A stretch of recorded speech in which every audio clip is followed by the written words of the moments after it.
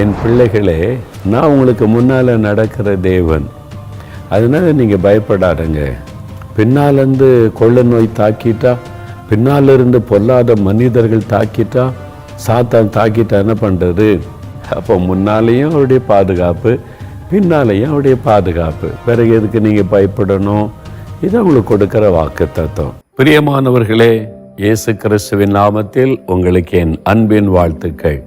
இந்த நாளில் தேவன் என்ன வாக்கு கொடுக்கிறார் என்று நான் தேவ சமூகத்தில் விண்ணப்பம் பண்ணின போது ஆண்டவர் ஒரு வசனத்தை தெளிவாய் காண்பித்து, என் பிள்ளைகளுக்கு இந்த வார்த்தைகளை சொல்லி ஜெபம் பண்ணு, நான் உங்களை நடத்துவேன் என்று வாக்கு கொடுத்தார். உங்கள் மேலே அவருக்கு எவ்வளோ அக்கறை தெரியுமா? இந்த சூழ்நிலையெல்லாம் பார்த்து என் பிள்ளைங்க சோர்ந்துடக்கூடாது, கலங்கிடக்கூடாதுன்னு சொல்லி அழகான வாக்குத்தத்தம் கொடுத்து இன்றைக்கு அதன்படி உங்களை ஆசீர்வதிக்க போகிறார். நீங்கள் தினமும் இந்த வாக்குத்தத்தத்தை சொல்லி ஜெபிக்கணும், சரியா? ஏசாயா 52 அதிகாரம் 12 வசனம். கர்த்தர் உங்கள் முன்னே போவார், இஸ்ரவேலின் தேவன் உங்கள் பிறகே உங்களை காக்கிறவராயிருப்பார். முதல் ஆண்டு சொல்றாரு, நான் முன்னால போவேன். என் பிள்ளைகளே, நான் உங்களுக்கு முன்னால நடக்கிற தேவன். அதனால நீங்க பயப்படாதுங்க. எந்த ஆபத்து வந்தாலும் என்னை தாண்டி தான் உங்களிடத்திலே வர முடியும். நான் உங்க முன்னால இருக்கிறேன்ல, உங்களுடைய முன்னாலே நான் போவேன். இனி என்ன பண்றது, என்ன செய்யறது, எப்படி ஆகும், என் எதிர்காலத்தை குறித்து பயப்படாதங்க. நான் உங்களை நடத்தி கொண்டு போகிற தேவன். அது மாத்திரம் இல்லை, முன்னால் ஆண்டவர் போறாரு, பின்னாலிருந்து தாக்குதல் வந்துட்டா, பின்னாலிருந்து பொல்லாத மனிதர்கள் தாக்கிட்டா, சாத்தான் தாக்கிட்டா என்ன பண்றது? அவர் முன்னாலும் இருப்பார், பின்னாலும் இருப்பார். அதாண்டு சொல்றாரு, இஸ்ரவேலின் தேவன் உங்கள் பிறகே, உங்கள் பின்னால உங்களை காக்கிறவராயிருப்பார். அப்போ முன்னாலேயும் அவருடைய பாதுகாப்பு, பின்னாலேயும் அவருடைய பாதுகாப்பு. பிறகு எதுக்கு நீங்க பயப்படணும்? இது உங்களுக்கு கொடுக்கிற வாக்கு தத்துவம். நீங்க என்ன சொல்லணும்? தேவரீர், எனக்கு முன்னாலே நீர் இருக்கிறதற்காக ஸ்தோத்திரம். எனக்கு பின்னால் இருந்து என்னை தீங்கு தொடாதபடி பாதுகாக்கிறதற்காக ஸ்தோத்திரம். அப்படி துதித்து கொண்டே முன்னேறி போங்க. ஏன் அவர் முன்னாலே போகிறார் தெரியுமா? அவர் ஏன் முன்னால போகிறார்? அதை குறித்து தான் சில வசனங்களே நான் உங்களுக்கு சொல்ல போறேன். ஆண்டவர் உங்களுக்கு முன்னடந்து உங்களுக்காக என்ன செய்ய போகிறார்? ஒரு 3 காரியங்களை கர்த்தர் செய்ய போறாராம். 3 வேத வசனங்களை நம்ம பார்க்கலாம். முதலாவது மீகாவின் புஸ்தகம் 2 அதிகாரம் 13 வசனம். தடைகளை நீக்கி போடுகிறவர் முன்பாக நடந்து போகிறார். கர்த்தர் அவங்கள் முன்னணியில் நடந்து போவார். உங்கள் முன்னணியில் அவர் நடந்து போவாராம், உங்களுக்கு முன்னால. எதுக்கு தெரியுமா? தடைகளை நீக்கி போடுகிறவர். நிறைய தடை இல்லை. வேலை தேடினா தடை, வீடு கட்டினா தடை, பிஸ்னஸ் பண்ண போனா தடை, திருமண காரியத்தில் தடை, இது செஞ்சிடலாம், இது முடிச்சிடலான்னு பார்த்தா தடை தடை தடை தடை. எனக்கு என்ன முயற்சி எடுத்தாலும் தடையா போகுதே, எனக்கு என்ன அப்படி பாவம் தோஷம் அப்படின்லாம் கலங்குறீங்களா? ஆண்டவர் சொல்றாரு, நான் தடைகளை நீக்கி போடுகிற தேவன் உனக்கு முன்னாலே நடக்கிறேன், நீ பயப்படாத. அவர் முன்னாலே நடந்து தடைகளை எல்லாம் மாற்றுகிறவர். இஸ்ரவேல் ஜனங்களை எகிப்தின் அடிமைத்தனத்திலிருந்து ஆண்டவர் விடுதலையாக்கி கொண்டு வந்தார்ல, கானான் தேசத்துக்கு ஆண்டவர் கொண்டு போகணும். கொண்டு போகிற வழியில நிறைய தடை வந்தது. இப்ப ஆண்டவர் நம்மை பாவ அடிமைத்தனத்திலிருந்து விடுதலை ஆக்கிட்டார்.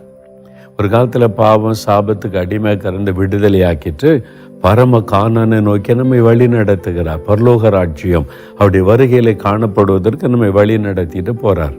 அவர் ஏன் முன்னால நடக்கிறாரா? உனக்கு வரக்கூடிய அந்த தடைகளை எல்லாம் உடைத்தெறிந்து நான் உன்னை வழி நடத்துவதற்கு.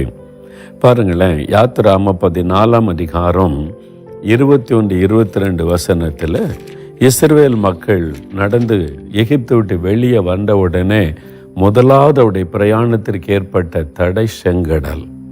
கடல், அப்படியே கடல் அலைகள் வந்து கொண்டு இருக்கிறது. கண்ணு கட்டின தூரம் வரைக்கும் தண்ணீர், கடல். பின்னால பார்வோனுடைய சேனை துரத்தி கொண்டு வருகிறாரு. இப்போ என்ன பண்றது? ஒரு பக்கம் எதிரினுடைய படை, இன்னொரு பக்கம் கடல்.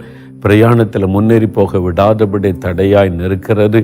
என்ன செய்வது என்று கலக்கம். ஆண்டவர் என்ன செய்தார் தெரியுமா? அவர் முன்னால நடக்கிற தேவன் தானே. தடைகளை மாற்றுவேன்னு சொல்லியிருக்கிறார்ல. கடலை 2 பிளந்தாராம். யாத்திராகமும் 14:21-22 பாருங்க. மோசே தன் கையை சமுத்திரத்தின் மேல் நீட்டினான். அப்பொழுது கர்த்தர் முழுவதும் பலத்தை கீழ்காற்றினால் சமுத்திரம் ஒருங்கும்படி செய்து அதை வறண்டு போக பண்ணினார். ஜலம் பிளந்து பிரிந்து போயிற்று. கடல் 2 பிரிந்து வழி விடுகிறது, தடை மாறுகிறது. பாருங்க என்ன நடக்கிறது. இஸ்ரவேல் புத்திரர் சமுத்திரத்தின் நடுவாக வெட்டாந்தரையில நடந்து போனாங்க. தண்ணீர் இருந்த அந்த கடலை பிளந்து அதை வெட்டாந்தரையா மாத்திட்டாருங்க. கடல் பிளந்தா கூட ஈர பசை தானே இருக்கும், நடந்து போற சகதி மாதிரி ஈர பசை ஆண்டவர் வெட்டாந்தரையா மாத்திட்டாராம். Miracle, outstanding miracle. இயற்கைக்கு மேற்பட்ட அற்புதத்தை ஆண்டவர் செய்வார், உங்களுக்கு செய்வார். பார்த்தீங்களா, அவர்கள் வலதுபுறத்திலும் அவர்கள் இடதுபுறத்திலும் ஜலம் அவர்களுக்கு மதிலாக நின்றது. கடல் பிளந்தது பாருங்க, 18 கிலோமீட்டர். இந்த செங்கடல் இருக்கு, இப்பவும் இருக்குது. நான் போய் இந்த கடற்கரைன்னு பார்த்துருக்கிறேன். அந்த செங்கடல் என்பது அது ஒரு வால் மாதிரி இருக்கும். நீங்கள் மேப்பெல்லாம் பார்த்த தெரியும். 18 கிலோமீட்டருக்கு கடல் ஆண்டு 2 பிளந்து தண்ணீரை சுவர மாதிரி நிற்க வச்சுட்டாரு, வெட்டாந்தரை உண்டாக்கிட்டார். என் பிள்ளைங்க நடந்து போகட்டும் என்று தடை மாற்றப்பட்டு விட்டாரு. எவ்வளோ பெரிய அற்புதம் இல்லை? இயற்கைக்கு மேற்பட்ட காரியத்தை தன் பிள்ளைகளுக்காக அவர் செய்கிறார். அவர் தான் உங்களுக்கு முன்னாலே நடக்கிறவர். அவர் முன்னாலே நடந்து போன என் பிள்ளைகளை வாங்க என் பின்னால நான் தடையெல்லாம் மாற்றுகிறேன் என்று தடையை மாற்றி வழி நடத்தினார். அதே மாதிரி யோசுவா 3:16 நீங்க வாசித்து பாருங்களேன். இப்போ அவங்க கானான் தேச பக்கத்துல வந்துட்டாங்க. அங்கே நதி குறுக்கிடு, யோர்தான் நதி. அது அறுப்பு காலத்துல வெள்ளம் கரை புரண்டு ஓடுமா, அது தேவன் பிளந்துட்டாரு, நதியை நிற்க வச்சுட்டாரு, குவியலாக நிற்க வச்சுட்டாரு. இந்த பக்கம் தண்ணீர் சவக்கடலில் போய் விழுந்து விட்டாரு. அந்த வசனம் அழகாய் சொல்லுகிறார். அதுக்கு நடுவில் நடத்தி கொண்டு போனார். ஒரு ஆற்றை கடக்கணுமானா பாலம் போடணும், அல்லது ஒரு படகு அது மாதிரி வச்சு தான் கடக்க முடியும். அதுக்கெல்லாம் அந்த பிள்ளைகளுக்கு வழி கிடையாது. அதனால ஆண்டவர் பாருங்க, தண்ணியை நில் அப்படின்னு ஆண்டவர் நிறுத்தி வச்சு வழியை உண்டாக்கிட்டார். அவர் இயற்கைக்கு மேற்பட்ட விதத்தில் வழிகளை உண்டாக்குவார், தடைகளை மாற்றுவார். உங்களுக்கு நடக்கும். இதுவரை தடைப்பட்டு போன காரியத்தில் தடைகளை நீக்கப்படுகிற கர்த்தர் முன் நடக்கிறார். அது மாத்திரம் இல்லை, யோசுவா 6:1 முதல் வாசித்தீங்கன்னா, இப்போ கானான் தேசத்துக்குள்ள வந்துட்டாங்க. பட்டணத்தை சுதந்திரிக்கணும். எரிகோ பட்டணம் பெரிய மதில் சுவர், ரொம்ப உயரமான மதில் சுவர். எட்டி பார்த்து ஐயோ இவ்வளோ உயரம், இதை இடிக்கலாம் முடியாது. அதுக்குள்ள அந்த மக்கள் இருக்காங்க, எப்படி சுதந்திரிப்பது? தேவன் அதை விழ பண்ணினார். அவங்க துதித்த போது அந்த மதில் சுவர் விழுந்தது, வழி திறந்து. தடை எது வந்தாலும், கடலாயிருக்கலாம், ஆறாயிருக்கலாம், மதில் சுவராயிருக்கலாம், இன்றைக்கு நீங்கள் வாழ்க்கையில முன்னேறி செல்ல முடியாதபடி ஏதோ ஒரு தடை, அது மனிதரால் வந்த தடையா இருக்கலாம், பிசாசினால் வந்த தடையா இருக்கலாம், மேல் அதிகாரிகளால் வந்த தடையா இருக்கலாம். எந்த காரியமாயிருக்கட்டும், ஆண்டவர் அந்த தடைகளை உடைத்தறிவார். பயப்படாருங்க, அதுக்கு தான் அவர் முன்னால நடக்கிறார். இதுவரை காணப்பட்ட தடை நீங்க காரியம் வாய்க்கும், உங்களுக்கு வழி திறக்கப்படும், நீங்க அதை பார்க்க போகிறீங்க. ஒரு சமயம் ஒரு குடும்பத்தார் வந்தாங்க. அவங்க ரொம்ப வேதனையோட, ஐயா நாங்கள் எதை செய்தாலும் தடையாவே போயிருது ஐயா. இப்போ ஒரு பிள்ளைக்கு வேலை தேடுறோம், வேலை கிடைக்க மாட்டேங்குது, தடை. அவ கிடைக்கிற மாதிரி இருக்குது, தடையாகி போயிடுது. வர்ற மாதிரி இருக்குது, இல்லாமல் போயிடுது. அவ்வளோதான், இன்டர்வியூக்கெல்லாம் போகிறான், எல்லாத்தையும் நல்லா செய்கிறான், ஆனால் கடைசியில் வேலை கிடைக்க மாட்டேங்குது. கிடைச்சிரும்ன்ற மாதிரிக்கு தடையாக்கி விடுகிறாரு. இந்த பக்கம் வீடு கட்டிற பாதியிலே நிற்கிது, கட்டி முடிக்க முடியல, தடை. எங்கள் வீட்டில் எங்களால் முன்னேறி போக முடியல, எல்லாமே தடை தடை தடை. ரொம்ப சோர்ந்து போனாங்க. நான் இந்த வாக்கு தத்துவத்தை சொல்லி, பைபிளுடைய ஒரு வாக்கு தத்துவம் இருக்கு தெரியுமா? தடைகளை நீக்கி போடுகிறவன் முன் நடக்கிறார். அவர் நம்ம கூட இருக்கிறார்ல, அவர் முன்னால் அனுமதிங்க, அவர் முன்னால் போட்ட. நீங்கள் முந்தி போகாதங்க. ஆண்டவரே நீங்கள் எனக்கு முன்னால் நடந்து எனக்கு வழி காண்பீங்க, தடைகளை மாற்றுங்கன்னு ஜெபம் பண்ணுங்க. நான் சொன்ன இந்த வாக்கு தத்துவத்தை வச்சு உபவாசம் பண்ணி ஜெபம் பண்ணுங்க. குடும்பமாக உபவாசம் பண்ணி இந்த வாக்கு தத்துவத்தை சொல்லி ஜெபிங்கன்னு சொன்னேன். அவங்க ஃபேமிலியாக உட்காந்து இந்த வாக்குத்தத்தத்தை வச்சு என்னென்ன தடை இருக்கு அதெல்லாம் லிஸ்ட் எடுத்து, ஆண்டவர் இந்த தடை மாறணும், இந்த தடை மாறணும், நீங்கள் தடைகளை நீக்கி போடுகிற கர்த்தர் முன் நடக்கணும்னு உபவாசம் பண்ணி ஜெபிச்சாங்க பாருங்க. அவ்வளோதான், வழி திறந்து விட்டது. வேலை கிடைத்து விட்டது, மகனுக்கு வீடு கட்டி முடிக்கப்பட்டு விட்டது, எல்லா தடையும் மாறிவிட்டாரு. ரொம்ப சந்தோஷமா சொன்னாங்க. அப்போ அப்படிப்பட்ட ஒரு அற்புதமான தேவன் உங்களுக்கு இருக்கிறார். நீங்களும் கூட ஒரு நாள் குடும்பமாக உபவாசம் பண்ணி உங்கள் வாழ்க்கையில் என்னென்ன தடை இருக்கிற பேப்பரில் எழுதுங்க. ஆண்டோடைய பாத்தில் வாங்கி நீ தடைகளை நீக்கி போடுகிற தேவன், நாங்கள் உங்களுக்கு சொந்தம், எங்கள் குடும்பம் உமக்கு சொந்தம், எங்கள் முன்னால் நடந்து உடைய வாக்குத்தத்தத்தை நிறைவேற்றி கொடுங்கன்னு சொல்லுங்கள். அப்படியே நடந்துரும். தடைகளை நீக்கி போட அவர் முன் நடக்கிறார். ரெண்டாவது, அவர் இதுக்கு முன்னால் நடக்கிறார் தெரியுமா? உபாகமம் 1ஆம் அதிகாரம் பைபிளில் பாருங்களேன். உபாகமம் 1ஆம் அதிகாரத்தில் 32, 33 வசனங்கள்.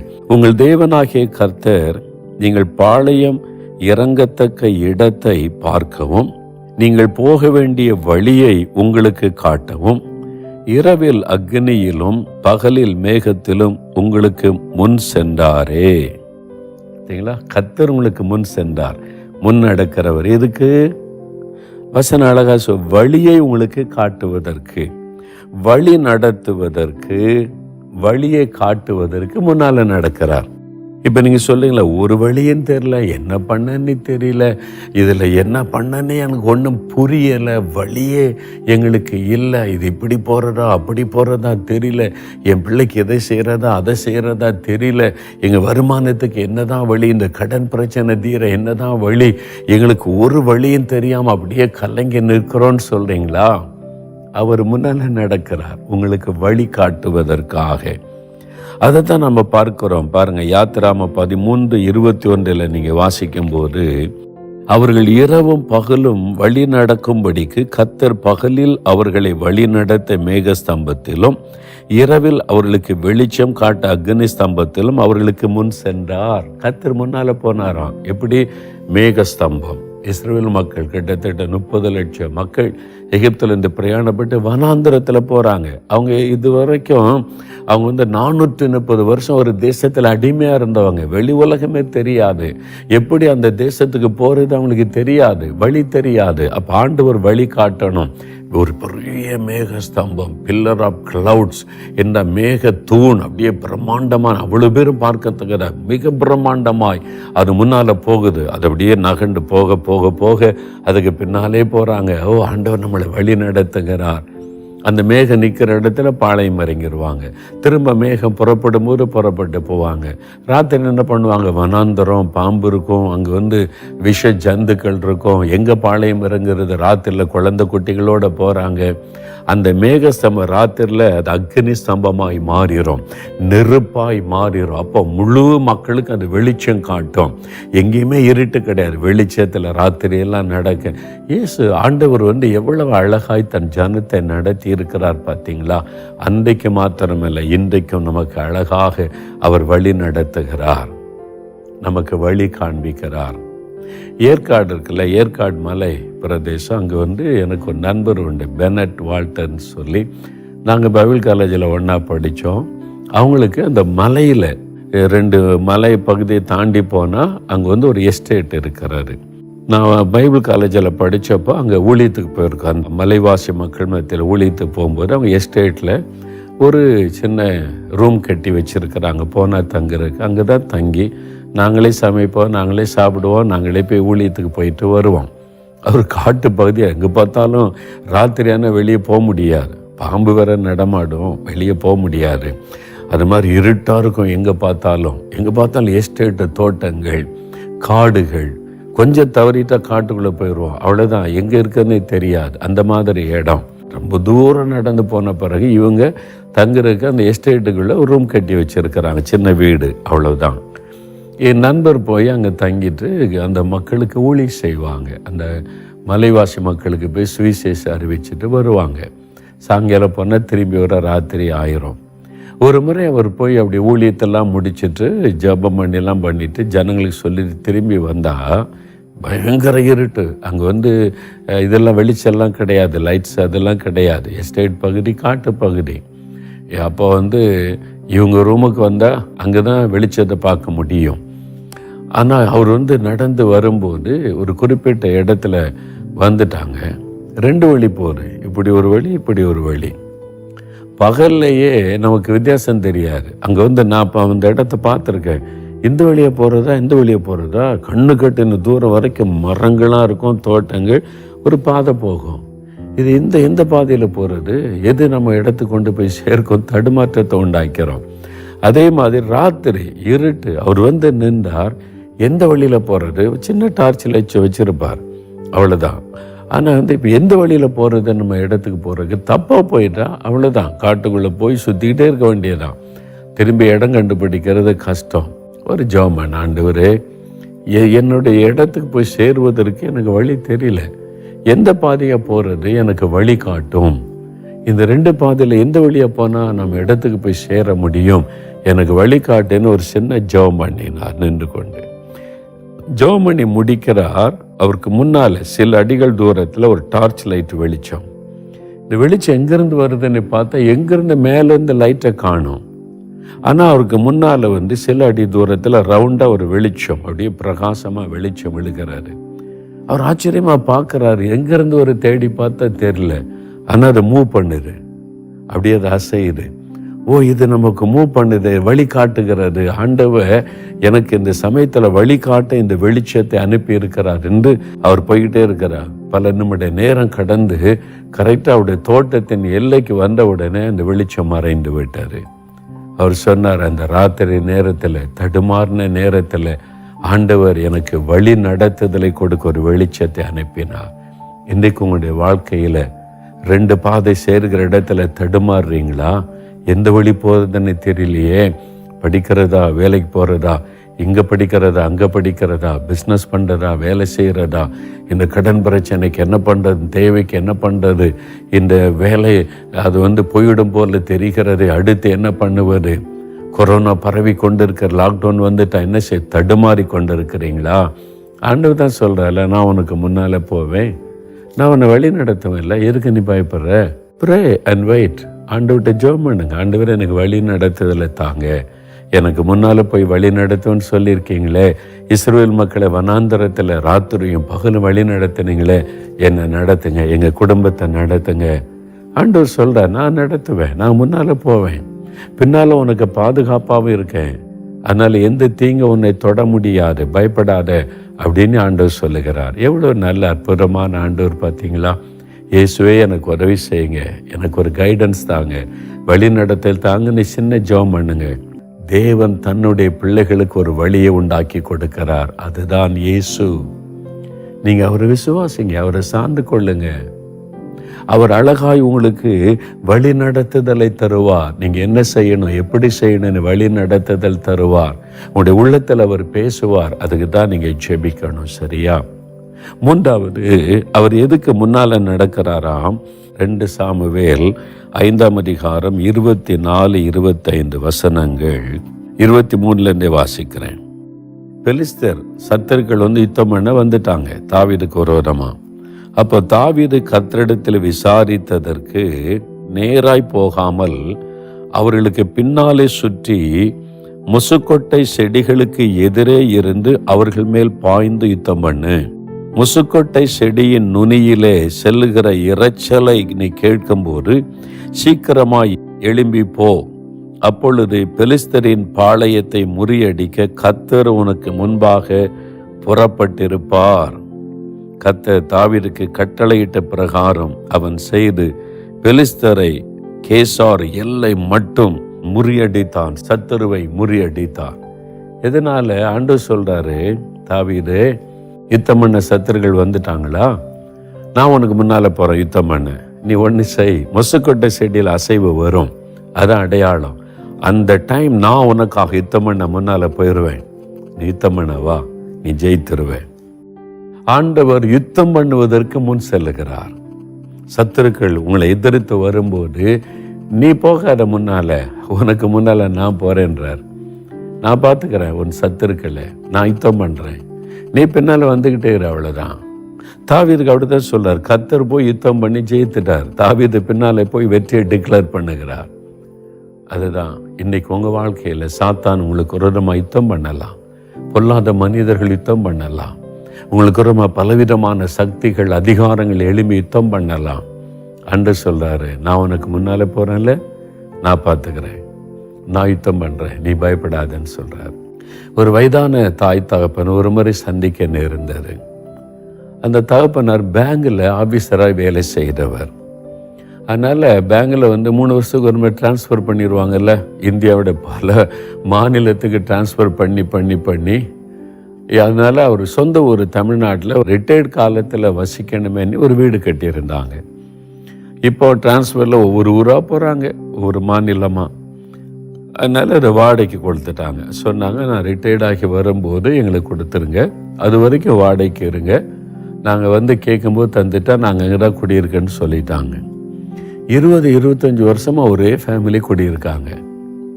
20-25 வருஷமாக ஒரு இடத்துல குடியிருந்தால் மனுஷனுக்கு சாதாரணமாக என்ன உண்டாகும்?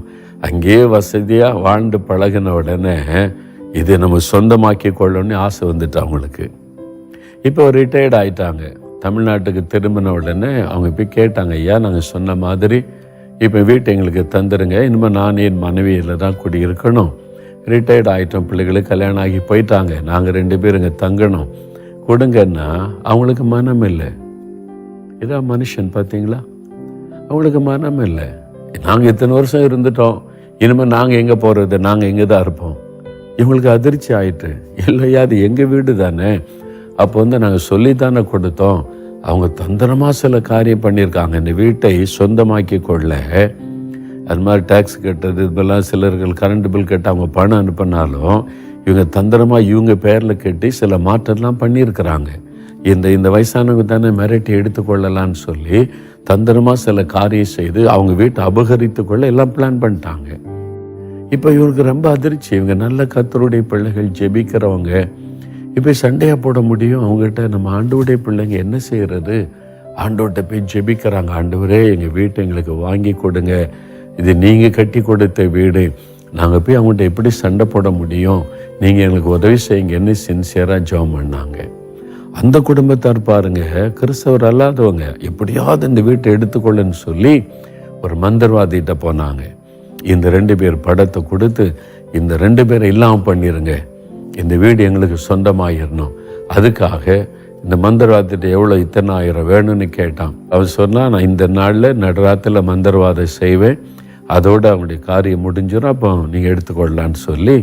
பாருங்கள் எப்படிப்பட்ட உலகத்தில் வாழ்கிறோம் நம்ம, யாரையும் நம்ப முடியல. அந்த மாதிரி காலம்தான் கடைசி காலம்.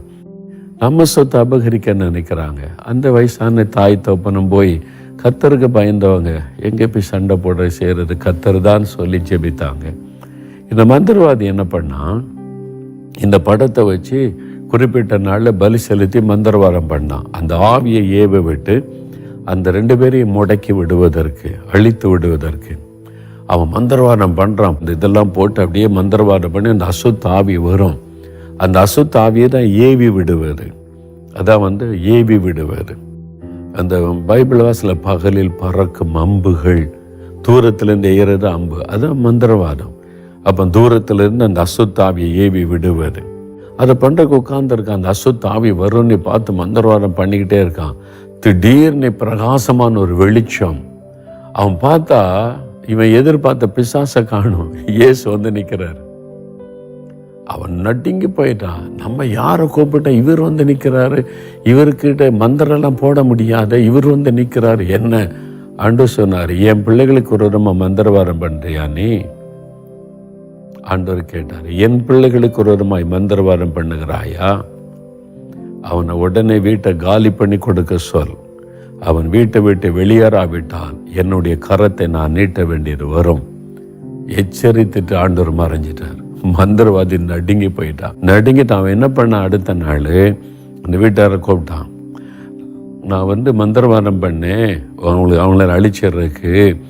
ஆனால் அந்த அவன் இயேசு வந்தார் போனாலும் சொல்ல அவன் பயந்து நடுங்கிட்டான். அவன் சொல்கிறான், நான் அறிந்து கொண்ட அந்த ஆவி சொல்லுது, நீங்கள் அந்த வீட்டில் இருந்தால் உங்களுக்கு உயிர் ஆபத்து, உங்கள் வீட்டில் உள்ள மரணம் சம்பவிக்க போகுது, அதனால் வீட்டை உடனே எவ்வளோ சீக்கிரம் முடியும் காலி பண்ணி கொடுத்துட்டானா உங்களுக்கு சேஃப் இல்லாட்டினா உங்கள் வீட்டில் மரணம் சம்பவித்துரும் அப்படின்னு சொல்லி நான் அறிந்து கொண்டேன் மந்திரத்தில். அதனால் உடனே காலி பண்ணி கொடுத்துருவேன். செத்து போயிடுவான்னா என்ன செய்வேன்? உடனே வீட்டை காலி பண்ணி, ஐயா உங்கள் வீட்டை நீங்களே வச்சு கொடுங்கன்னு போயிட்டாங்க. இந்த ஐயா அம்மாவுக்கு திடீர்னு ஆச்சரியம், எப்படி இந்த ஆள் திடீர்னு இப்படி மனசு மாதிரி உடனே காலி பண்ணி கொடுத்தாங்கன்னு. அப்போ இந்த மந்திரம் செய்கிற ஆள் இவங்க யாருன்னு பார்க்க விவரம் சொல்லி இருக்கிறான். என்னை மன்னிச்சு கொள்ளுங்க, எனக்கு மந்திரவாதம் பண்ண பணம் கொடுத்து செய்கிறா இயேசு உங்கள் கடவுள் சொன்னார், அதனால்தான் நான் சொன்னேன் ஐயான்னு சொல்லி. எவ்வளோ சந்தோஷம் இல்லை? நமக்காக யுத்தம் பண்ண ஒரு தேவன் இருக்கிறார். 1000 மந்திரவாதிகள் ஒன்று சேர்ந்து மந்திரவாதம் பண்ணால் கூட உங்கள் வீட்டை சேதப்படுத்த முடியாது, உங்களுடைய ஆசீர்வாதத்தை தடுக்க முடியாது. அன்று சொல்ல, உனக்காக யுத்தம் பண்ண நான் முன்னாலே புறப்பட்டு இருப்பேன். தாவீது பயப்படாத, நான் யுத்தம் பண்ண முன்னணியிலே போகிறேன், நீ பின்னால வா, அவ்வளோதான். அதனால் நமக்கு விரோதமாய் யார் வேணாலும் யுத்தம் பண்ண எழும்பட்டோம், எவ்வளோ அதிகாரம் வேணாலும் எழும்பட்டோம், உங்களை ஒன்று அசைக்காது. கர்த்தர் முன்னாலே போகிறார், யுத்தம் பண்ணுகிற தேவன். நீங்கள் ஆண்டவருக்குள்ள சரியாக இருந்தால் உங்களை ஆண்டவருக்கு நல்ல ஒப்பு கொடுத்து ஒழுங்காக வேதம் வாசிக்கணும், ஒழுங்காக ஜெபிக்கணும், பரிசுத்தத்தை காத்துக்கொள்ளணும், இயேசுவோடு நீங்கள் வாழணும். அப்போது இந்த வாக்குத்தத்தம் பலிக்கும். நீங்கள் இந்த பக்கம் தம் அடிச்சுட்டு, இந்த பக்கம் சிகரெட், இந்த பக்கம் ஃப்ரெண்ட்ஸோடு சும்மா ஈஸியாக சும்மா சுற்றிட்டு ஒரு ஆண்டவர்கிட்ட பயமே இல்லாமல் கர்த்தர் வாக்கு கொடுத்துருக்காரு, மோகன்லால் சொல்லிட்டார், அந்த வாக்குத்தத்தம் பலிக்காது. நீங்கள் உங்களை ஆண்டவருக்கு ஒப்பு கொடுக்கணும், உங்களுடைய குடும்பத்தை ஆண்டவருக்கு ஒப்பு கொடுக்கணும். ஜபம், வேத வாசிப்பு, குடும்ப ஜபம், இதெல்லாம் நீங்கள் சரியாக செஞ்சால் யோபுவை எப்படி வேலையடைத்து கர்த்தர் பாதுகாத்தாரோ அப்படி காப்பார். எந்த தீங்கு உங்களை தொடாது. நம்ம செய்ய வேண்டியதை நம்ம செய்யணும்ல, அப்போ தானே கர்த்தர் செய்ய வேண்டியதை அவர் செய்வார். வாக்கு கொடுத்துட்டார், நான் உனக்கு முன்னால் போகிறேன், எதுக்கு பயப்படுற, உனக்கு பின்னால் நான் பாதுகாப்பாக இருக்கிறேன், அதனால் முன்னாலும் பின்னால் நான் தான், உன்னை சுற்றிலும் நான் வேலை அடைத்து பாதுகாப்பேன், பயப்படாதுன்னு சொல்கிறார். இப்போ ஆண்டவரை பார்த்து சொல்லுங்க, ஆண்டவரே நீங்கள் எனக்கு முன்னால் நடக்கிற தேவன், பின்னால் பாதுகாப்பாக இருக்கிற தேவன், நீர் தான் இந்த தீமையான காலத்தில் என்னையும் எங்களையும் எங்கள் குடும்பத்தையும் பாதுகாக்கிற தேவன். நான் இந்த வாக்குத்தத்தத்தை விசுவாசிக்கிறேன். நீ தடைகளை உடைத்தறிகிற தேவன், எனக்கு வழி நடத்துதலை தருகிற தேவன், எனக்கு விரோதமாக எழும்புகிற சாத்தானுடைய வல்லமைகளை அழித்து எனக்காக யுத்தம் பண்ணி ஜெயம் கொடுக்கிற தேவன். விசுவாசிக்கிறீங்களா? அதுக்கு தான் அவர் சிலுவைக்கு போனார். சிலுவையில் ரத்தம் சிந்தி பிசாசின் கிரியைகளை அழித்தார். சிலுவையில் ரத்தம் சிந்தி 3ஆவது நாள் உயிர்த்தெழுந்து என்ன சொன்னார்? உலகத்தின் முடிவு பரியந்த நான் கூட இருப்பேன். நான் உன் கூட இருக்கிறதுக்கு தான் நான் உயிர்த்தெழுந்திருக்கிறேன். உனக்கு முன்னாலே நான் போவேன், உனக்கு பின்னால் பாதுகாப்பாக இருப்பேன். நீ என் பிள்ளை, என் ரத்தத்தினால் கழுவப்பட்ட என் பிள்ளைகளை நான் பாதுகாப்பேன், நான் தானே உத்தரவாதி ஆண்டவர் சொல்கிறார். அவர் தானே பொறுப்பு. நீங்கள் அவருடைய ரத்தத்தினால் கழுவப்பட்டவருடைய பிள்ளை ஆயிட்டீங்கல்ல, உங்களை பாதுகாக்க வேண்டியது, நடத்த வேண்டியது அவருடைய பொறுப்பு. வழி திறக்கப்பட போகிறது. எனக்கு நீர் வழியை காட்டப் போகிறீர். எனக்கு விரோதமாக எழும்பி இருக்கிற பிசாசின் கிரியைகள், மந்திரவாதம், எதிர்ப்பின் சக்திகள், பொல்லாத மனுஷருடைய கிரியைகளெல்லாம் அழித்து போட போகிறீர். விசுவாசிக்கிறீங்களா? ஜெபிக்கலாமா? இந்த வாக்குத்தத்தத்தின் ஆசீர்வாதம் உண்டாக ஜெபிக்கலாமா? நாம் ஜெபிக்கலாம். தகப்பனே, நீர் கொடுத்த இந்த வாக்குத்தத்தத்திற்காய் நன்றி. உம்முடைய மகனுக்காய், உம்முடைய மகளுக்காக இந்த வாக்குத்தத்தம் தந்திருக்கிறீர். இதோ அடுத்து என்ன நடக்குமோ, எப்படி நடக்குமோ, நான் எப்படி வாழப் போகிறேனோ, அடுத்து என்ன சம்பவித்து விடுமோ என்று கலங்கி கொண்டிருக்கிற உம்முடைய பிள்ளைகளுடைய பயங்கள் இன்றைக்கு விலகட்டும். நான் உனக்கு முன்னாலே நடக்கிற தேவன் என்று சொன்னீரே, அதற்காக உமக்கு ஸ்தோத்திரம் அப்பா. உம்முடைய மகன், உம்முடைய மகள் இந்த குடும்பத்திற்கு முன்னால் நீர் நடக்கிறதற்காய் ஸ்தோத்திரம். தடைகளை நீக்கி போடுகிற தேவன், சகல தடைகளும் இயேசு கிறிஸ்துவின் நாமத்தில் விலகுவதாக. திருமண தடைகள் மாறட்டும், காரியமாய்க்கட்டும். பிசினஸ் ஆரம்பிக்கிற காரியத்தின் தடைகள் மாறட்டும் இயேசுவின் நாமத்தில். வேலைக்கு காணப்படுகிற தடைகள் மாறட்டும் ஆண்டவரே. திருமணமாகி குழந்தை செல்வம் உண்டாவதற்கு காணப்படுகிற தடைகள் மாறட்டும் இயேசுவின் நாமத்தில். வீடு கட்டுகிற காரியத்தில் உள்ள தடைகள் மாறட்டும்.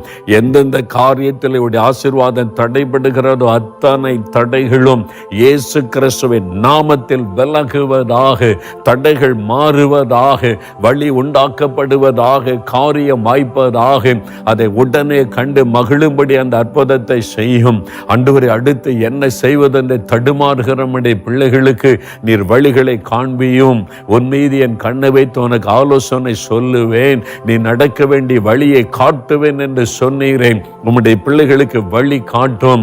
இந்த ஆபத்தான சூழ்நிலையில் எப்படி நாங்கள் பாதுகாப்பாய் வாழ வேண்டும் என்று வழி நடத்துதலை தாரும். ஒவ்வொருவருக்கு அந்த வழி நடத்துதலை கொடுத்து ஆசீர்வதியும். இப்பொழுதே அந்த கலக்கங்கள் விலகி போகட்டும். தகப்பனை யுத்தம் பண்ணுவதற்காக நீர் முன் செல்லுகிற தேவன் அல்லவா? தாவீதுக்காக யுத்தம் பண்ண முன் சென்று ஜெயம் கொடுத்த தேவன். உம்முடைய பிள்ளைகளுக்கு முன்பாக நீர் கடந்து சென்று யுத்தம் பண்ணுகிறீர். பொல்லாத ஆவியின் கிரியைகள் இயேசுவின் நாமத்தில் அழியட்டும். உம்முடைய பிள்ளைகளுக்கு விரோதமாய் எழும்புகிற மந்திரவாதங்கள், பில்லிசோனியங்கள் இயேசுவின் நாமத்தில் அழியட்டும். நீர் யுத்தம் பண்ணுகிறீர், ஜெயம் கொடுக்கிறீர். இந்த கொள்ள நோயின் கிருமிகள் ஒன்றுமுடைய பிள்ளைகளை தொடாதபடி, இந்த குடும்பத்தை தொடாதபடி, அவைகளை அழித்து போடும்படி யுத்தம் பண்ணுகிறதற்காய் ஸ்தோத்திரம். வாதை உன் கூடாரத்தை அணுகாத என்ற வார்த்தையின்படி இந்த தீமைகளை, இந்த பிள்ளைகளை, இந்த குடும்பத்தில் ஒருவரையும் தொடுவது இல்லை. நீர் யுத்தம் பண்ணி அந்த கிரியைகளை அழித்து போடுகிற அன்பிற்காக உமக்கு ஸ்தோத்திரம், உமக்கு ஸ்தோத்திரம். இந்த நிமிஷம் உடைய உள்ளத்தில் இருக்கிற பயங்கள் விலகட்டும், கலக்கங்கள் விலகட்டும். உம்முடைய பிள்ளைகளுக்கான வழிகள் திறக்கப்படுகிறது, அற்புதங்கள் நடக்கிறது, தடைகள் மாறுகிறது, சாத்தானுடைய கிரியைகள் அழிகிறது. உம்முடைய பிள்ளைகள் மகிழ்ச்சியோடு உம்மை துதித்து, என் ஆண்டவர் இயேசு எனக்கு முன்னால் நடக்கிறார், என்னை பாதுகாக்கிறார் என்று மகிழச் செய்கிற அன்பிற்காக ஸ்தோத்திரம், ஸ்தோத்திரம், ஸ்தோத்திரம். இயேசு கிறிஸ்துவின் நாமத்தில் இந்த அற்புதங்கள் இன்று முதல் நடப்பதாக. இயேசு கிறிஸ்துவின் நாமத்தில் இந்த ஆசீர்வாதம் உண்டாவதாக. இயேசுவின் நாமத்தில் ஜெபிக்கிறோம் பிதாவே. ஆமேன், ஆமேன். பிரியமானவர்களே, உங்களை பாதுகாக்கிற, முன்னடக்கிற நல்ல ஆண்டவர் இருக்கிறார். அவரை சார்ந்து கொள்ளுங்க. கர்த்தருடைய ஆசீர்வாதம் உங்களோடு இருப்பதாக. ஆமென்.